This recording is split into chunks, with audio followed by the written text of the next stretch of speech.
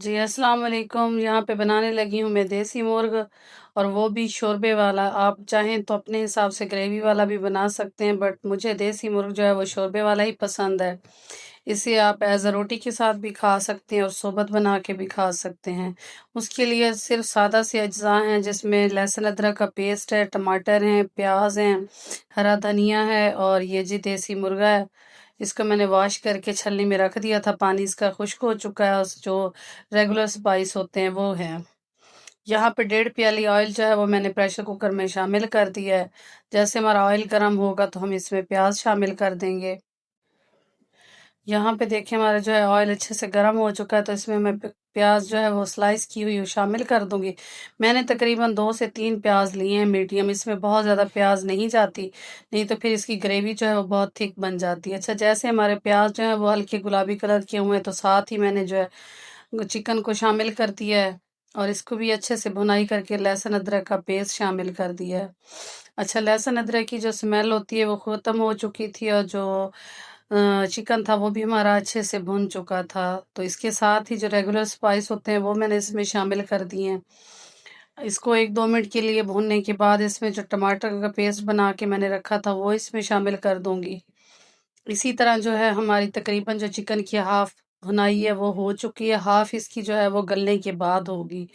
अच्छा, मैंने ऐसे नहीं बनाया कि मैंने सारी चीज़ें डाल के रख दी हैं। मैंने चिकन की जो है वो थोड़ी-सी पहले भुनाई की है, ताकि इसमें जो एक स्मेल होती है वो ख़त्म हो जाए। यहाँ पे जो हमारा जो चिकन है वो उस मसाले के साथ अच्छी तरह भुन चुका है। मेरी सारी वीडियोस आपको पसंद आती हैं, आप लाइक और कमेंट्स भी करते हैं, आपका बहुत शुक्रिया।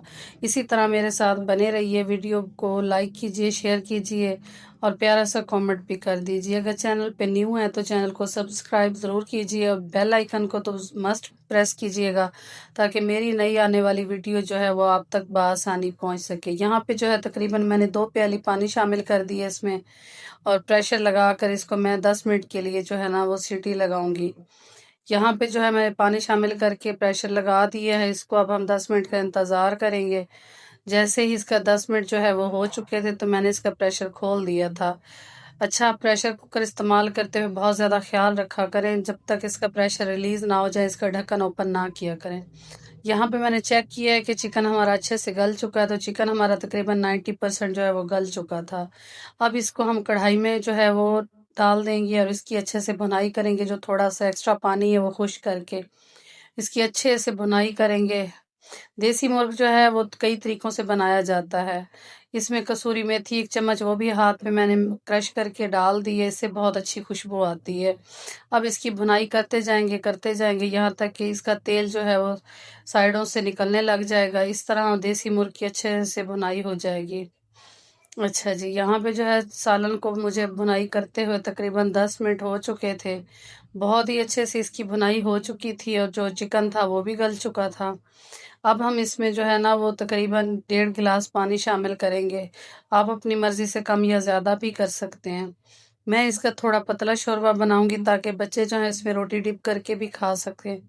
अच्छा जी, यहाँ पे हमारा सालन जो है वो बनके तैयार हो चुका था, तो ऊपर से मैंने खूब सारा हरा धनिया जो है वो शामिल कर दिया था।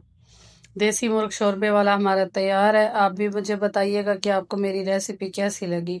बाद में इसके ऊपर जो है वो मैंने भुना कुटा ज़ीरा जो है वो शामिल कर दिया, इससे बहुत अच्छी खुशबू आती है। तो सालन हमारा बनके तैयार हो चुका था। तंदूर की रोटी, नान, चपाती आप जिसके साथ खाना चाहें और सोबत बना के खाना चाहेंगे तब भी ये बहुत मज़े का लगता है। तब तक के लिए अपनी दुआओं में हमें याद रखिएगा। बहुत सारा अपना ख़्याल रखिएगा, अपने वालिदैन का, सबका। और मुझे इजाज़त दीजिए, फिर मिलेंगे किसी वीडियो में। अल्लाह हाफ़िज़।